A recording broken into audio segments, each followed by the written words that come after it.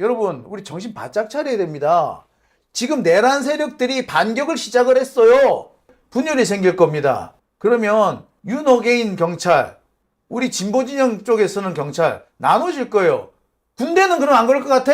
그 상황이 지금 그 상황에 지금 우리가 시작 부분 초입에 들어와 있습니다. 그런데 지금 문조 털래요, 뭐 한강 뭐 어쩌고 저쩌고 이런 얘기를 할 거야 지금? 정신들 차려요 지금. 그런 얘기 할 때가 아니야. 선관위의 투표용지 부족 실수가 윤석열 석방의 빌미로 악용되고 있습니다. 국민의힘은 즉각 선거 소청을 내고 전국 재선거를 외치며 선관위가 이렇게 개판인데 계엄이 틀렸냐는 여론을 키우고 있습니다. 서초동에서는 이 여론을 재판에 끌어들여 윤석열의 내란 고의성을 낮추고 직권남용선에서 마무리하려는 시나리오가 실제로 돌고 있습니다.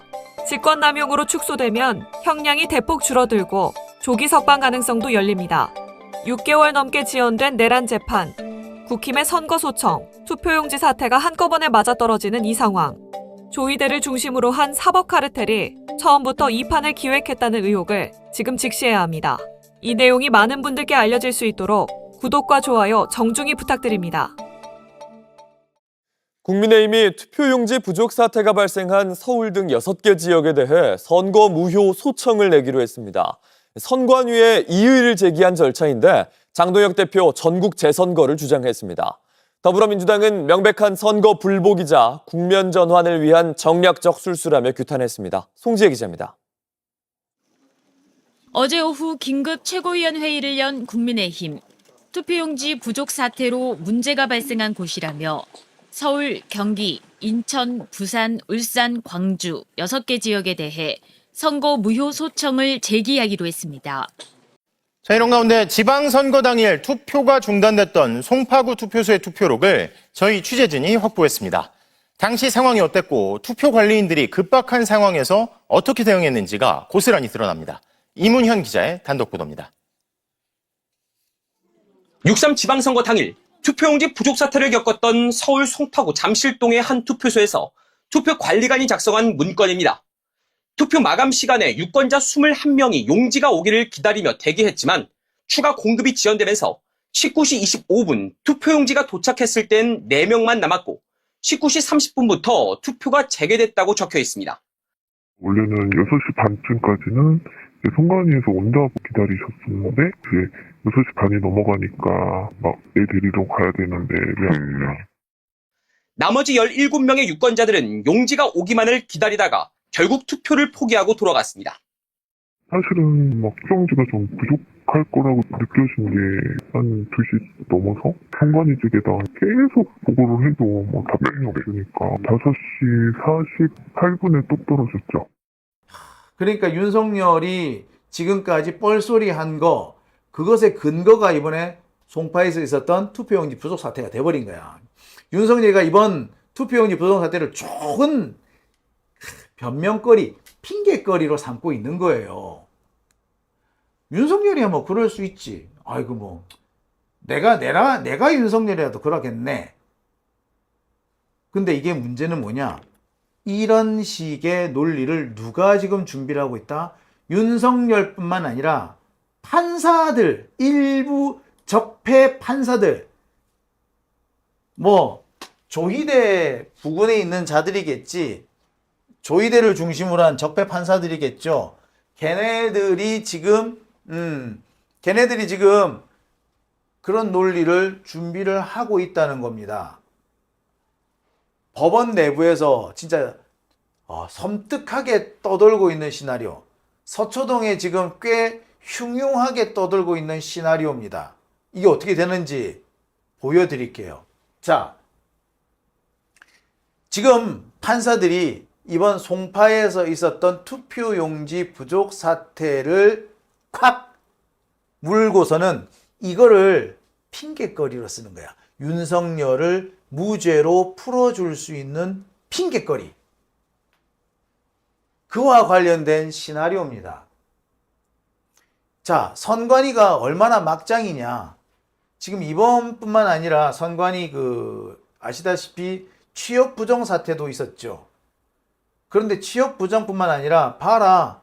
이번에 투표용지 부족 사태에서 보듯이 선관위가 개판 아니냐?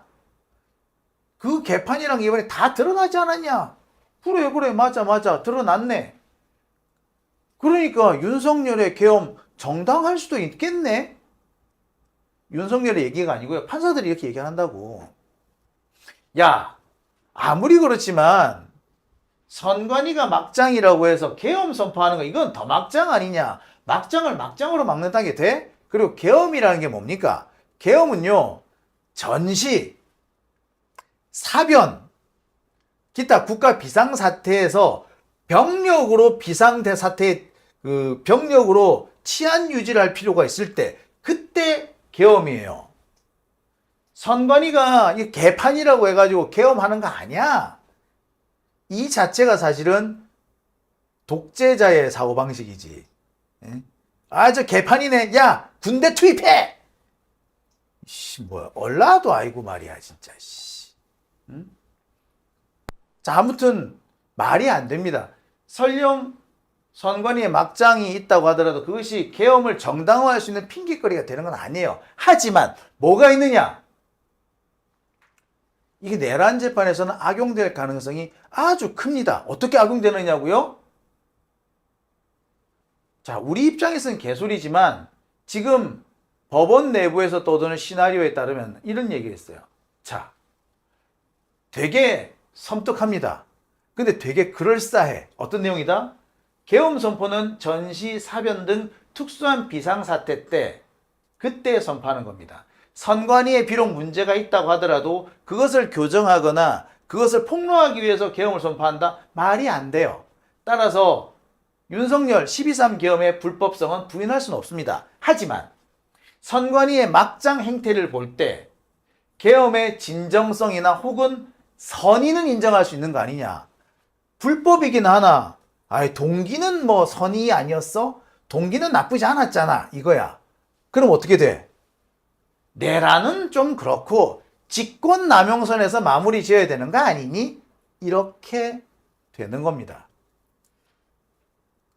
그러니까 윤석열 뭐야? 내란이 아니라 직권남용이다. 근데 이렇게 문제가 되게 심각해져요. 내란죄는요, 대통령의 재임 중에 소추가 가능하지만 직권남용죄는 재임 중 소추가 안 돼요. 근데 진짜로 웃기는 게 뭡니까? 윤석열 기소가 언제 됩니까? 윤석열 탄핵되기 전에 기소가 먼저 됐어. 이렇게 되면은 진짜 이게 사태가 심각해져요, 이거. 그럼 기소 자체가 잘못됐다는 얘기가 돼. 탄핵은 탄핵대로 돌아갑니다만 기소는 잘못됐다는 게 돼버려요. 그럼 어떻게 된다? 윤석열 무죄 나와요. 이거 섬뜩한 얘기입니다, 이거. 섬뜩하죠. 자, 이게 또 무슨 문제가 생긴다? 자, 대통령은 재임 중에 소추가 안 돼. 그러니까 윤석열 그 당시 공수처가 체포하라고 체포영장 받아갔잖아? 예. 그것도 무효가 돼버려. 그러면 뭐가 된다? 윤석열 체포방해 사건, 그것도 무효야. 지금 말이야, 윤석열 내란 세력 측에서 추정하고 있는 내용들 다 그냥 성립이 돼버려요. 지금까지는 윤석열이나 그 내란 세력들이 택도 아니는 소리 한다라고 했지만 현실화가 돼버리는 겁니다. 그 계기가 어디라고? 시작이 어디라고? 선관위 사태야. 어떻습니까, 여러분? 이거 되게 섬뜩한 문제예요. 얼마든지 써먹을 수 있는 내용입니다. 실제로 이 얘기가 서초동에 지금 또 돌아다녀. 이렇게 한다고. 여러분, 이거 심각한 사안입니다. 이거 진짜 간단한 문제 아니에요. 조희대라면 충분히 할 수 있는 일이야, 이거. 그리고요, 지금 내란 우두머리 재판 계속 지연되고 있죠. 내란 우두머리 재판 계속 지연됩니다. 왜 지연되겠어? 이런 걸 다 염두에 둔 거야. 이렇게 보면 뭡니까? 조희대가 이번 사태를 기획한 거 아니냐? 처음부터 짜고 친 거 아니냐? 의심 가능해, 안 해? 가능하지. 어떻게 이렇게 딱 맞아 떨어지죠? 내란 우두머리 재판이 왜 자꾸 지연되지?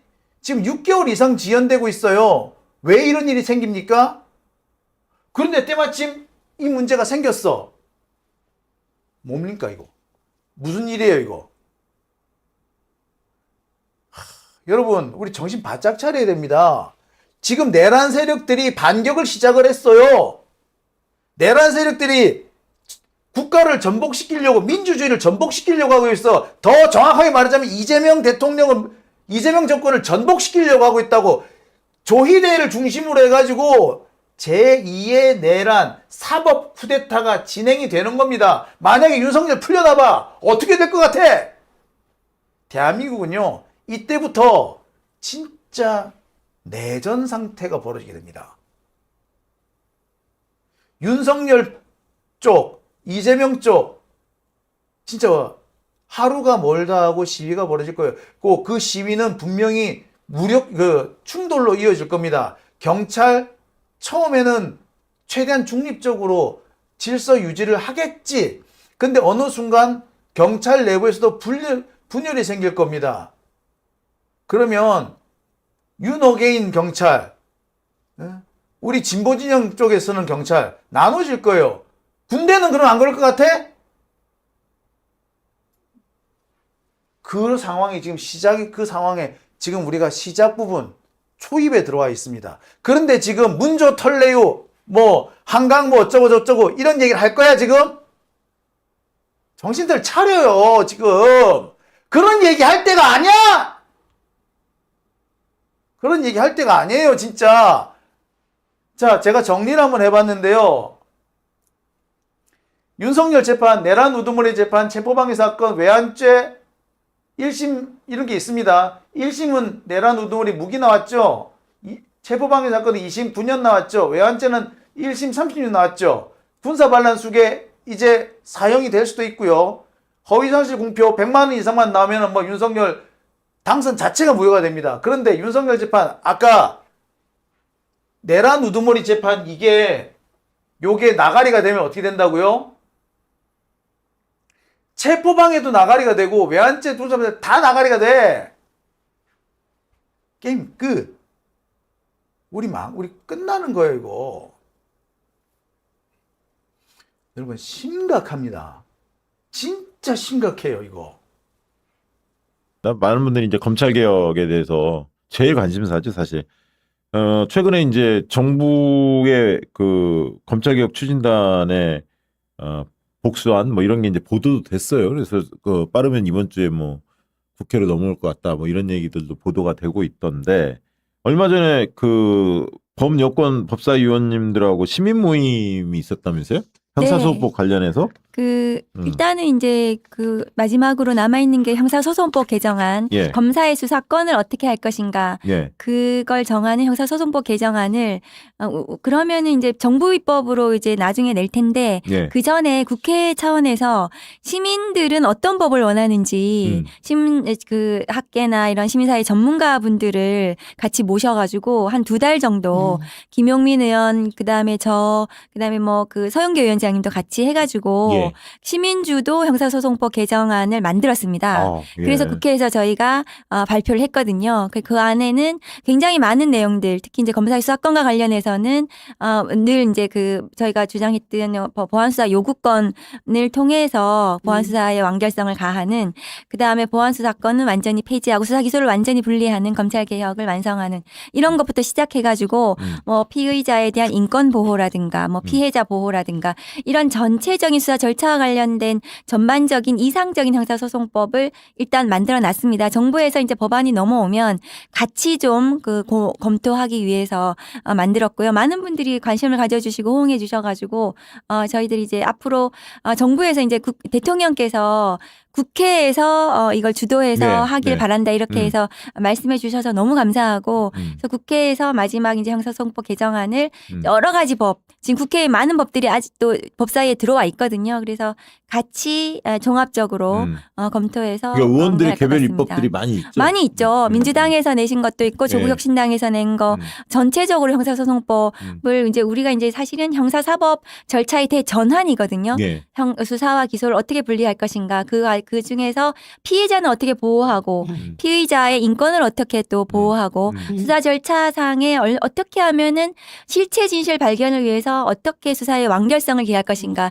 이게 거기에 굉장히 많은 고민들이 다 망라적으로 들어가 있어서 굉장히 많이 완성도가 높아요. 그러면 논쟁 지점 별로 없었습니까? 서로 논의하면서 딱 이렇게 뭐랄까 의견이 거의 일치된 게 도출이 된 건가요? 네, 사실은 그동안 한 70여 년 동안 검찰개혁 법안에 대해서 많은 분들이 의견을 내시고 전문가분들도 같이 참여하시고 그래서 실제로는 지금 이제 국민주권정부가 출범하면서 이 수사기소 분리를 어떻게 할 것인가에 대해서는 굉장히 광범위한 그 공감대가 형성되어 있었다고 저는 생각해요. 네. 그런데 이제 그래도 만전을 기하기 위해서 지금까지 이제 그 계속 공소청법, 등수청법부터 우선 통과시키고 네. 조직법이죠. 네. 근데 형사소송법은 법사위 기본법이거든요. 그래서 공소청, 등수청법은 조직법이기 때문에 그것은 정부 입법으로 하는 게 맞지만 그 형사소송법은 법사위 기본법이어서 법사위 중심으로 국회에서 예. 만드는 것이 맞고 그래서 저희들이 많은 이제 법들이 지금 다 망라적으로 다 들어와가지고 사실은 많은 공감대가 형성되어 있어요. 실제로 민주당에서는 뭐 몇 달 전에 당론으로 예. 보안사건은 폐지한다. 예. 이렇게 결정하시기도 했고 예. 또 그래서 그런 수사건 관련해서는 저는 굉장히 정리가 많이 되었다. 그리고 민주당 의원님들도 개별적으로 여쭤보면은 다 검사의 수사건은 이제 일단 폐지하고 수사기소 완전한 분리로 가야 돼. 대부분 그렇게 말씀하세요. 저한테 그 사건 남겨주자 이런 말씀하신 분이 단 한 분도 안 계세요. 사실은. 그러니까 이제 그게 뭐 그때 최강욱 의원인가 그 얘기 하던데 이게 이제 형사소송법이 정리가 되면 그 밑에 이제 검사의 권한으로 막 돼 있는 여러 가지 법들이 많이 있잖아요. 수사와 관련해서. 이런 여러 가지 관련된 법령들을 싹 바꿔야 한다면서요? 다 바꿔야 되고요. 그다음에 그 밑에 이제 시행령이라든가 준칙이라든가 이런 것들을 전부 다 이제 만들어야 돼요. 그걸 만드는데 한 몇 달 걸립니다. 이게 이제 뼈대가 추려지면 네, 그게 이제 그렇습니다. 바뀌어지는 그래서 거죠? 그래서 제가 가장 형사소송법을 가장 먼저 했어야 된다. 그것이 기본적인 이 검사의 직무 권한을 먼저 정해야 그렇죠. 그 다음에 이 직무를 어떻게 그 절차적으로 수행할 것인가가 나오고 그 다음에 조직이 나오고 그런데 이게 좀 바뀌었어요. 그런 상황에서 지금 조금 걱정스러운 것은 뭐냐 하면 그 민주당 전당대회를 지금 앞두고 그러니까 이게 있고 걱정이야. 이게 10월 달에 네, 원래 그렇습니다. 끝내야죠. 이게 모든 게. 그렇죠. 근데 그래서 지금 이제 정부에서 입법안이 국회로 온다고는 하는데 조만간 예. 그 오더라도 이게 강력한 리더십이 없으면 이 법안을 그 민주당 전당대회 그 와중에 통과시킬 만한 그런 역량이 되겠는가 이런 걱정이 좀 돼서 그렇게 되면은 전당대회 이후에 그러면 안 굉장히 되지. 그 강력한 어떤 뭐 당대표가 누가 되셔서 이걸 통과시키게 되는 그런 절차가 되면 그러면 이것은 너무 늦어지고 전당대회 이후에 이게 만일에 법이 만들어지게 되면은 그러면 저희 그렇게 되면 10월 2일 날 공소청 중수청이 출범해야 되는데 그렇죠. 그러니까 검사들 얘기입니다. 검사들은 그게 안 돼. 그러면서 10월 2일 출범이 안 되면 한 6개월 정도 다시 유예기간을 더 가져가야 돼. 그러면은 내년에 딱 총선 1년 전이거든요. 그래서 힘이 빠진다. 그러면 검사들은 지금 어떤 기대를 하고 있냐면 그때까지 우리가 직접 수사할 수 있고 보안 수사 2차 수사권이죠. 그것도 가지고 할 수 있어. 근데 민주당 전당대회 보니까 막 서로 난리가 났어. 그래가지고 격렬하게 막 지금 충돌하면 저게 검찰로 뭔가 그 사건이 돼가지고 올 거야. 그런 생각을 또 하는 거예요. 맞아요. 사실은 이 보안 수사권에 보안이라는 그 말도 개념이 바꿔야 없어요. 돼요. 왜냐하면은 이상해요. 형사소송법에 검사의 보안 수사권 규정은 없어요. 네. 2차 수사권, 재수사권이거든요. 재수사건이 맞는 것 같아요. 그렇습니다. 추가보다도 재수사가 맞는 것 같아요. 근데 형사사건 재수사권. 140만 건이거든요, 1년에. 근데 140만 건 전체를 보안수사, 재수사를 할 수가 없어요. 그러면 검사들이 그중에서 일부만 한단 말이죠. 일부만 하는 거 그것은 선택적으로 하는 거예요. 그러니까 선택적 재수사건, 선택적 2차 수사권입니다. 그럼 선택적 수사를 하는 것은 정치수사, 선택수사 그동안 많이 봐오셨잖아요. 그걸 할 수 있다는 거예요. 보안수사로. 그러니까 지금 수사기소 분리를 하겠다는 검찰개혁을 하겠다는 초심으로 돌아가서 수사 기소를 분리하는 이유가 보안 수사, 2차 수사에도 당연히 있는 겁니다. 그래서 보안 수사권, 2차 수사권을 폐지하고 명실상부하게 수사 기소를 분리해야 된다. 그래야지 우리가 검찰 개혁을 하는 기본적인 목표를 달성할 수 있다는 말씀을 드리는데, 근데 계속해서 이제 최근에 제가 여론조사를 보니까 보안 수사를 찬성하는 비율이 뭐 그 여론조사 조금 높게, 꽃에서도 더 높게 나. 높구나. 너무 당연한 거예요. 왜 당연한가 하면은 일단 국민의힘 지지층은 그렇죠. 찬성하잖아요. 그렇죠. 근데 우리 민주진보 진영 내에 정부에서 보안 수사 피해자 위에서 보안 수사권을 가져야 된다고 주장하시는 이런 게 있잖아요. 네, 있었죠. 우리 내부에 있죠. 있는 그만큼이 거기 들어가 있는 맞아요. 겁니다. 한 20%. 네, 맞습니다. 안팎이 근데 그 왜곡됐어요. 그 주장은 잘못됐습니다. 음. 피해자 보호를 위해서라도 수사 기소는 분리가 되는 게 맞습니다. 미국, 영국, 독일, 일본 어디도 검사가 보안 수사하는 데가 없어요. 그럼 거기는 피해자 보호가 안 되고 있고 범죄자 천국이냐? 그렇지 않거든요. 그렇기 때문에 그러면 법무부는 검찰 개혁을 하려고 했으면 그럼 당연히 검사가 수사를 했으면 그동안 잘한 것도 있었겠죠. 그렇죠. 경찰도 수사 잘한 거 있었겠죠. 그러면, 그러면 검사가 잘하던 이 부분이 만일에 빠지게 되면 그럼 어떻게 이것을 보완할 것인가? 제도 개선을 그것을 구멍을 메꾸어 줄 것인가를 1년 동안 그 제도 정책을 내놨어야 돼요. 검찰 개혁을 할 경우에. 그건 안 하고 계속 검사에게 수사권을 주는 방식으로 계속해서 1년 동안 언론 플레이가 검찰 발로 계속 있어 왔던 거예요. 네, 네. 그러니까 사람들이 그럼 피해자 보호를 위해서는 검사에게 수사권을 일부 남겨줘야 돼? 이런 생각을 하게 된 거예요. 근데 제가 그 말씀을 드리고 싶어요. 그러면 우리 이제 이재명 대통령에 대한 지금 사건, 네. 대장동, 위례, 성남 FC, 대북 송금, 법인카드, 공직선거법, 위증교사 이 사건들이 전부 경찰에서 만일에 수사가 됐다 하더라도 경찰은 수사를 해서 불송치를 한단 말이죠. 예. 불송치 이건 예. 죄가 안 돼. 사실상 실체가 없으니까 죄가 안 되게 불송치를 하면 검사는 그때부터 다시 할 수 있어요. 압수수색부터 다시 할 수 있고 피의자 다시 소환하고 그다음에 전체적으로 선택적으로 정치 수사를 다시 할 수 있어. 보안 수사라는 이름으로요. 그렇죠. 그걸. 근데 우리 그거 하지 말자고 검찰 개혁한 거 아니에요? 그러면. 이거에 대한 대안이나 대책 없이 무조건 검사에게 그럼 피해자 보호를 위해서 사건 줘야 돼. 이 대안을 그럼 법무부가 마련하고 국민들이 불안하잖아요. 다시 또 그런 불행한 일이 반복될까 봐. 그런 국민이 불안한 그것을 잠재우고 뭔가 이런 대안이 있어. 그것을 이렇게 하면 됩니다. 라고 하고 수사권을 주자고 하면은 저는 이해가 돼요. 근데 그런 대책 없이 무조건 검사에게 보안 사건 좀 줘도 괜찮아 이러면서 이렇게 얘기하는 거는 맞지 않다. 그래서 저 법무부가 지금 1년 동안 검찰 개혁한다면서 검사에게 수사권 주는 거를 계속했지 대책을 마련하는 것은 안 했단 말이죠. 맞아요. 대책을 마련하는 것은. 그럼 이게 무슨 문제가 발생하냐면은요. 우리가 앞으로 이제 총선 있잖아요. 네. 그럼 검사들은 지금 무슨 생각하고 있냐면 민주당에 대해서 안 좋아해요. 민주진보 진영. 안 이거 좋아하겠죠. 뒤집어 엎어야지 다시 돌아가잖아요. 예. 검찰, 예. 과거의 검찰로. 예. 그러면 민주당 의원님들 탈탈 털죠. 없는 죄도 수사하죠. 만들어내고. 예. 보안 수사로 할 겁니다. 예전에는 직접 수사로 했겠지만 이제 직접 수사권 없애버리면 보안 수사로 하는데 선택적으로 하죠. 민주당 의원들에 대해서만 잣대를 높여가지고 무조건 수사하죠. 그러면은 기소를 훨씬 더 많이 해요. 국민의힘보다요. 그렇죠. 그러면은 당선자 숫자가 바뀌는 겁니다. 나중에.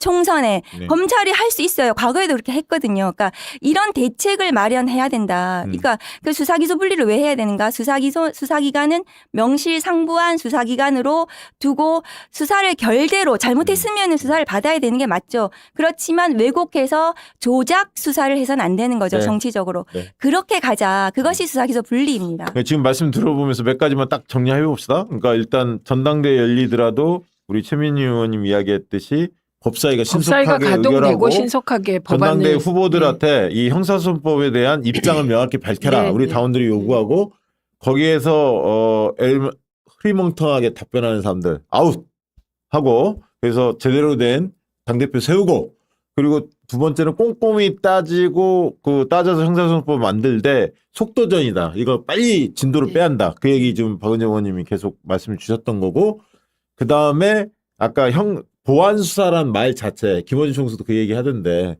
이걸 뭐 추가 수사나 뭐 재수사 형태로 말을 좀 바꾸자. 이게 너무 이미지가 형사소송법이 좁게 없어요. 그 개념이요. 개념이. 네. 그래서 재수사권이 재수사권 이런 형태로 좀 말을 바꿨으면 좋겠고요.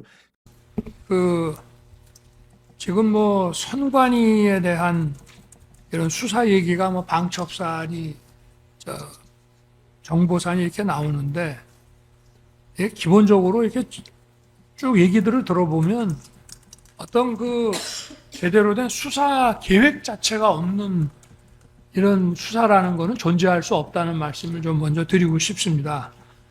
선관위의 부정선거에 관련된 수사를 하려고 하면 일단 선거 시스템을 잘 알아야 되고 또 이 선거 관리하는 선관위의 그 선거 관리 시스템, 전산 시스템을 알아야 되고 그래서 거기 구조와 가동 체계를 정확히 알아야 되고 그 다음에 이거는 디지털 디바이스 그 기기에 대한 것이 아니라 데이터베이스에 대한 것이기 때문에 서버 데이터베이스에 대한 것을 전문적으로 알아야 되고 그 다음에 이 사이버와 디지털 보안에 관해서 이게 지금 부정선거라는 것이 그 안에서 조작하는 것보다 이것이 방화벽이라든지 또는 그 망분리 같은 게 안 돼 있고 저 보안 시스템이 허술해서 외부에서 들어와서 이제 한다는 얘기들이 많기 때문에 이제 이런 그 전문가들이 먼저 갖춰줘야 되고요.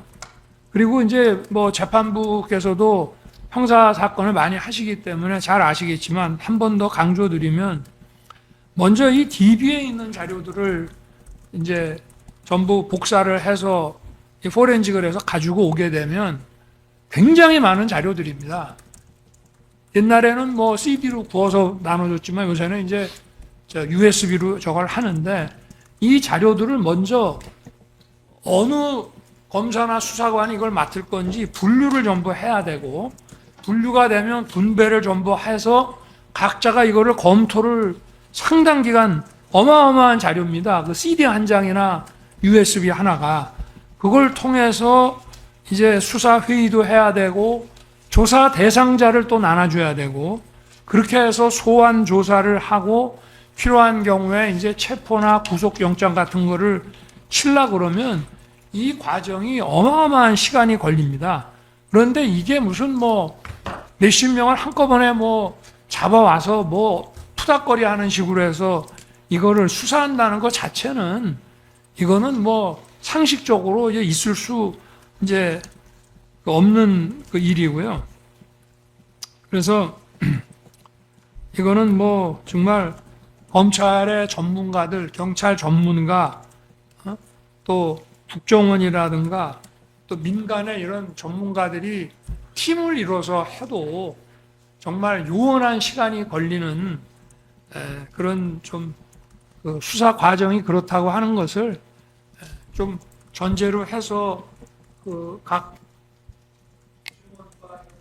마이크 좀 써주십시오. 좀 이러한 점을 좀 전제로 해서 여러 가지 그 진술이라든지 자료를 좀 검토해 주셨으면 하는 바람입니다. 네, 이상입니다. 예, 알겠습니다.